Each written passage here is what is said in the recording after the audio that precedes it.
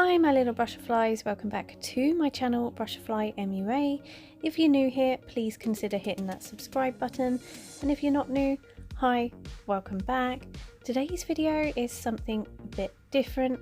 I'm going to be taking a MAC loose pigment powder and seeing if I can press it into an eyeshadow pan and use it as an eyeshadow. So what you just saw was me emptying a pan ready for me to be able to do my little experiment. So the loose pigment powder I'm going to use today is xxxx, which is from MAC. It is actually a really pretty shade, but I don't wear it very often because I don't find it to be that vibrant. And I was like, what if I press it? What if I put it into an eyeshadow palette and press it down? Will it make it more vibrant? Will it make it less vibrant? I just thought it'd be a real fun experiment to do. So I have my trusty surgical spirit, which is a bit like rubbing alcohol, and I'm not going to use the whole lid of rubbing alcohol that I've put in there. I just want a bit, but I'm going to go ahead, tap all the product from MAC xxxx into my pestle and mortar. Yes, it does look grubby, but I assure you it's clean. It's just where I have done previous eyeshadow experiments, it has stained it, and I've tried scrubbing and it won't come out. So that's all the product in there now. I'm scooping up some of the surgical spirit in a cowpole syringe just so I can get the smallest amount that I want. Then I will mix it up to try and get a nice sort of paste consistency. I may even go ahead and add in some more surgical spirit if I feel it needs it. So in we go with a little bit more, just to get it that nice sort of pasty texture. But I absolutely love doing experiments like this. I'm always like smashing up my makeup and then trying to make something new. So be prepared if you like my channel that quite often you will see random stuff like this. I did actually make my own eyeshadow palette, which I will link down below, out of old eyeshadow palettes that I don't wear anymore. That was fun. That's why my pestle and mortar is stained the way it is. So here is my little empty pan that I'm going to put the product in. So here we go. I'm just going to push that in there. And if you're wondering what shade the pan was, it was from the Makeup Obsession and Belle Jordan palette. It was one of the shades from that I'd taken out and put into my magnetic palette instead. And then I just need to go ahead and press that down.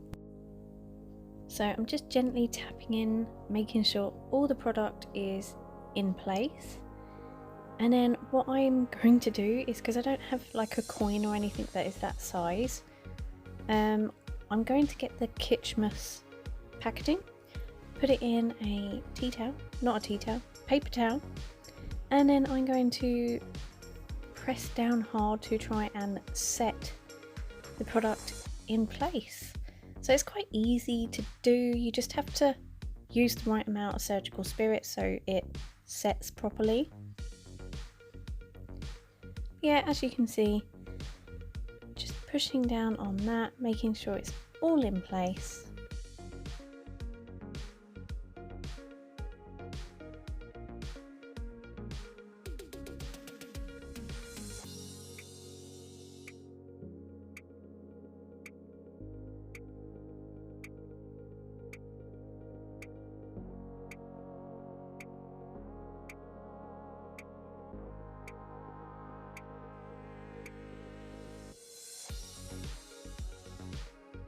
And there we go.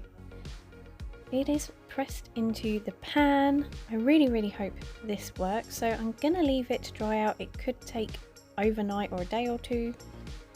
So what I'm gonna do is, because I don't want to waste that eyeshadow product, I'm gonna scoop it back into the xxxx packaging and crush it up and try and use that as like a loose pigment powder kind of thing, maybe.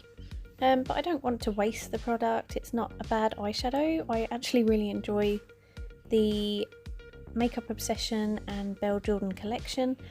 It was just I needed a pan for my experiment, so I'm gonna put it back in there. If this is a failed experiment, then I could be repressing that back into its own pan.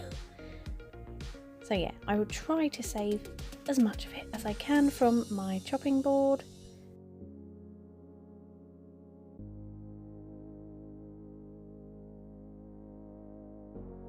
Just give it a little swirl just to crush it all up, because if I do use it as a loose pigment powder, I don't want too big a chunks left in there.